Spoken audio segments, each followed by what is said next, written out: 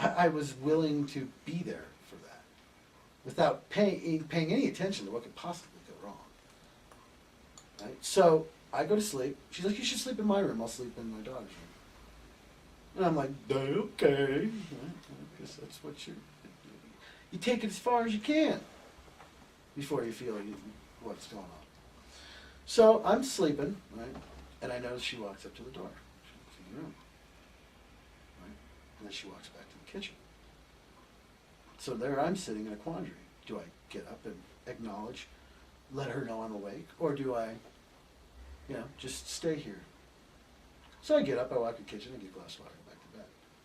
Right? And then she comes walking in. Right? Start, very white music. Use your imagination. So it starts. And then it was weird. At a certain point, I'm looking at her, and I'm feeling this, what the hell are you doing? And it's Carlos. And it's like he's right here. It's like, can't you feel what's really going on here? You are interpreting this in all the wrong way. I mean, I'm hearing this as plain as day.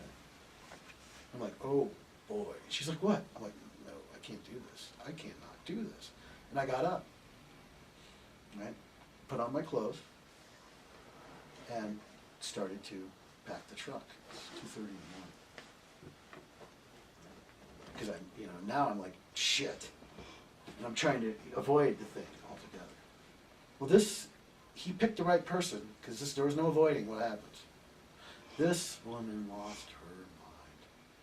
The minute that I stopped playing, the person that was there, holy moly, I mean, you want to talk about scary. Scary. Freaky,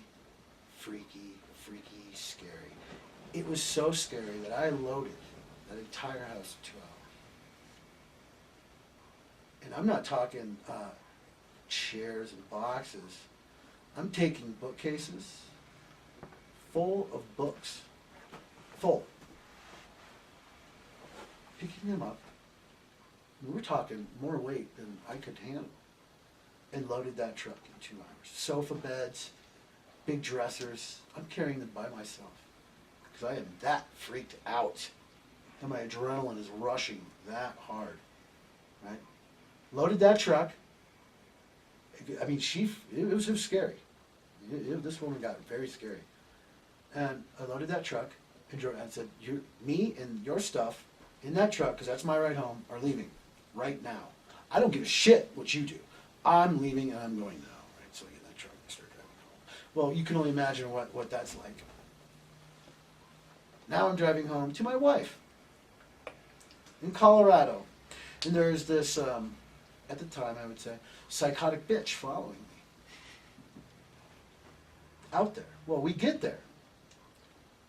No, and Carlos goes, well, she's going to take that room in the house. I'm like, what? Wait a minute here. He's like, no, that's where she's going to live. Put her right in my house. Right? Oh my God. My wife's there. Now I got to kind of try to manage everything. And at a certain point, I couldn't. And the weight of the whole situation came down on me. And it felt so familiar to every other time I screwed shit up. I really just screwed things up bad. It reminded me of that. It's just that same, oh God. And you feel your energy wane. You feel your integrity wane. Right? You feel everything good about you wane. Subside. And it's locked in a state of paralysis. And then what was really interesting is what I got to watch from that point on was this woman do a cycle. And Carlos pointed it all out before it ever started. First, she's going to be very giving, very loving. The person I saw first. She's going to be very forward. That goes on for 2 or 3 days. And then what she's going to do is she's going to start giving stuff away. Like, oh, you need this, take this, take this. And then after a couple days of that, it's nobody does anything for me. And then a couple days after that, it is the most violent thing I've ever seen a woman do in my life. I mean, one example, Carlos, after I learned my lessons in that, the energetic lessons of getting off on someone else's attention, having that do it for you, you're powerless when when you need someone else's attention to feel good about yourself. You're powerless. You're basically a moron. No doubt about it. When you need that, you're a moron. Right? So, after a whole bout of that, and dealing with that, Carlos figured, okay, I'll deal with this. So he basically became a boyfriend.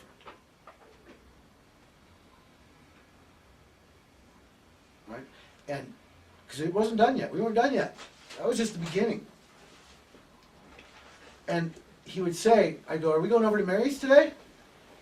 Because we went over there every single day for about 2 months and spent the entire, because she finally moved out, got her own house. And he was staying there, so come every morning. Come on over. Could you get over here? I mean, I hung out with this guy 18 hours a day, awake, 18 hours a day for pretty much 2 straight years. No break. Not like I go down there for a day of lessons and then I go home. I'm living next to this guy. I mean, I'm driving him everywhere he needs to go. I'm with him the entire time. And we always end up at this Lady Mary's house. Right? And sometimes I'd ask her, are we going over? He's, oh, not today. It's this day. And he wouldn't let it go. He wouldn't let it go this cycle. Right? He wouldn't let it go. And and he would write. He'd go, today she's going to do this. Today she's going to do this. And you go there, and that would be what happened. And then one day we were going up there. He was kind of shaking. What's this? And he goes up, right? And she had this way of being very morose. I mean, someone that crazy, morose. And she was having one of those days where it's like, poor me, nobody does anything for me. And so Carlos sits down. She starts, it's the perfect movie scene. She's got a cup of coffee. She's being very melancholy and drab. And it's raining outside. And she's having this conversation that, you're just like, oh my God, what is this? And Carlos gently walks over to the stereo and puts on Paul Simon or Garfunkel, The Dangling Conversation, in the superficial sighs, the borders of our lives. This woman's an intellectual, so this does not escape her. This pisses her off very much. Carlos, you and me, la da da da da, and there's this conversation. So he gently walks over to the stereo, changes the record to Carole King. It's too late, baby. It's too late. He really did try to make it. You know what this caused her to do?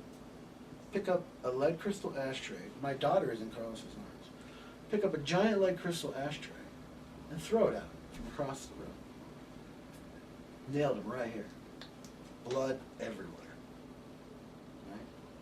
I'm like, oh my God, what's going on here? She's flipped out. I've seen it. Now it's on him, right? And I'm like, whoa. So I'm outside, and I'm trying to get in. Carlos is trying to get out. She's now got some cast iron pan, and it's just smashing him on the head with it. Right? I mean, smashing him on the head. It was like, I can't believe his head didn't split wide open. See, it was a cast iron skillet. And I get the door open, and I look at her and go, I'm going to kill you. Do you understand I'm going to kill you? Carlos is getting pummeled by a fucking pan. Stop. I mean, it was just so weird. I'm like, I'm going to kill you, and he's getting hit by the pan. He looks dead, and he looks me dead in the eye, calm as can be. He says, you do that, we're not friends anymore. Like it wasn't even happening. And then I said, I'm going to call the cops. He said, you do that, and we're not friends anymore. While he's doing this, in that state, very, very focused. Bam, bam, bam, bam, bam, bam, bam. It was the nuttiest thing I'd ever seen. And people go, well, how does that teach you? Well, right about that time, I got to start